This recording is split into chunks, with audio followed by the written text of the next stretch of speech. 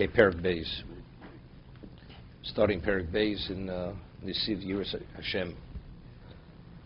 Perek v'mevlikin v'hoyo emunas itecho chosin Yeshua's chochma v'das yiras Hashem hiotzaro. Concludes, yiras Hashem hiotzaro. What is the storage location of Hashem? What is the otzer? Otzer is the storage location, is yiras Hashem. Omar Rovo, b'shor shemachtisin ha'odom l'din. After 120 years, when you come before the Bezdin Shamalo, the heavenly court, Omrim Lo, they ask him a number of questions. No sosav no satim emuna. Did you deal in business honestly, faithfully? Kavati la Torah. Did you designate times to study Torah? Asakti pir viribio.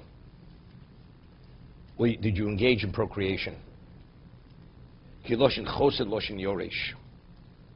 So, loy emunas is emuna. Did you deal in business honestly, with faith? Itecho, is the word ace is time. Did you set times to study Torah? Chosen, he says that's yoresh, that's an heir. Did you engage in procreation, that you should have a child? Tzipisili Yeshua, did you wait for the Yeshua, for the salvation? I mean, there's coming a Mashiach. Right? Tzipiso. So that's what? That's Yeshuos. Yeshuos. What's Chochma? Pilpalta b'Chochma. Did you engage in dialogue of Chochma, of wisdom? Hevanto dov mitoch dover. Right? Did you understand? Were you able to extrapolate from one thing to bring it to another level? But then it concludes, after speaking about all these various things, it says, Yiras Hashem hiotzara. But what's the treasure location? What's the storage location for everything? Yiras Hashem is the otzer. That protects everything.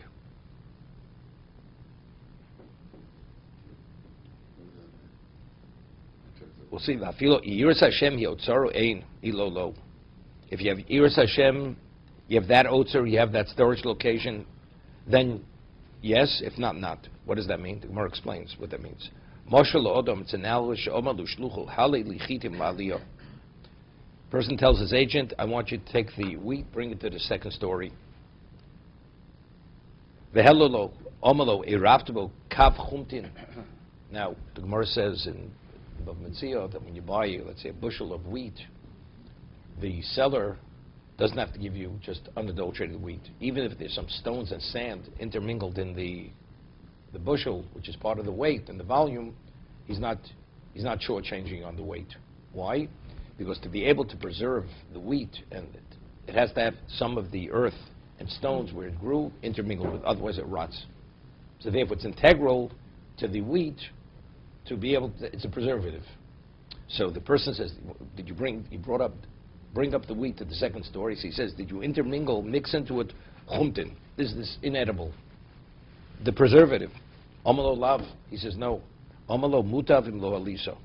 Then if that was the case, you did nothing for me. Because now it's going to rot. The wheat is not going to last.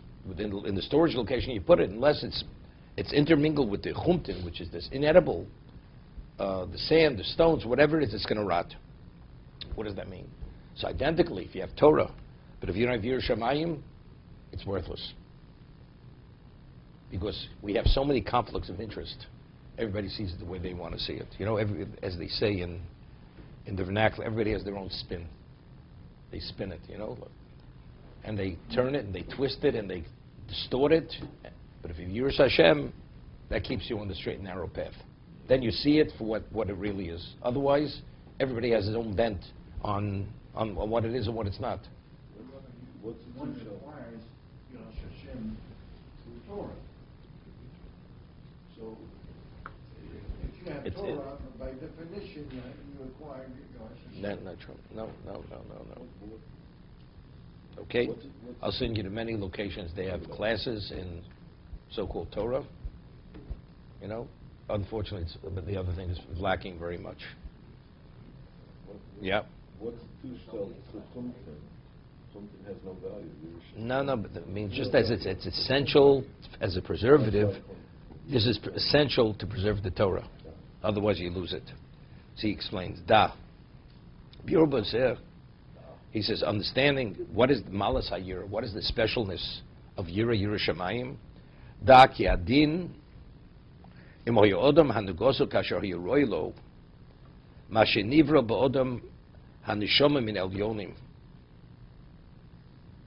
He's going back to the beginning. You know, it starts, the first thing they ask him, did you act honestly in business? But I just want to mention, Rechaim B'Loshen writes in the Nefesh HaChaim, he explains this, Yiras Hashem Yotzoro, father could give his son anything. He's able, he could afford to give it. And the son says to the father, I'd like 100 bushels of wheat.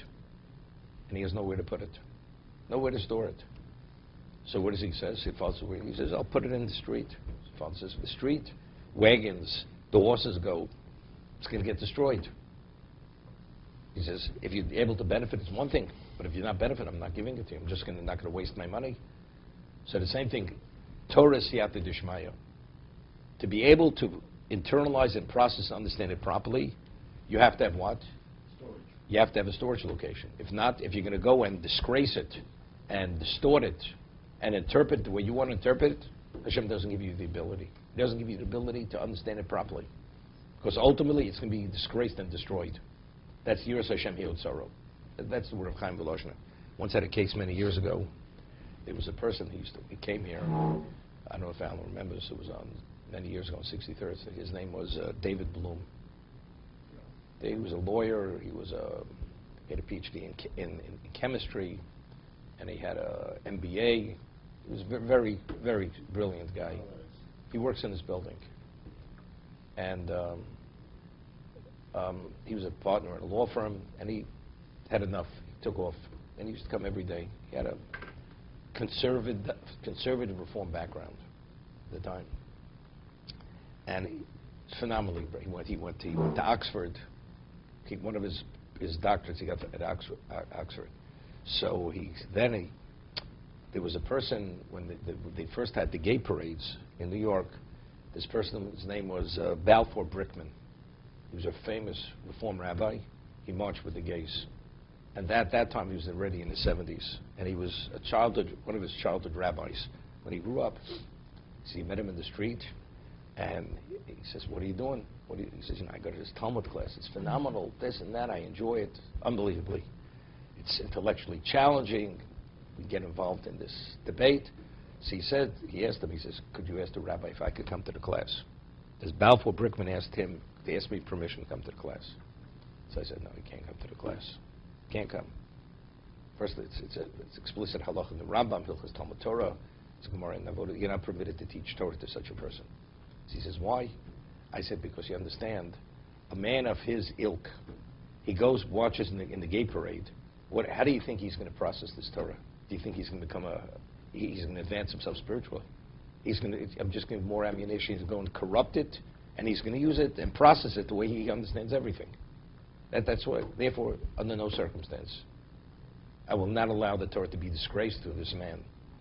I said, you take the most precious wine, you put it into a polluted glass. What happens to the wine? It becomes putrid. He's going to putrefy the Torah. Therefore, he's not welcome. Okay? Is this the reason you stopped coming? No. He came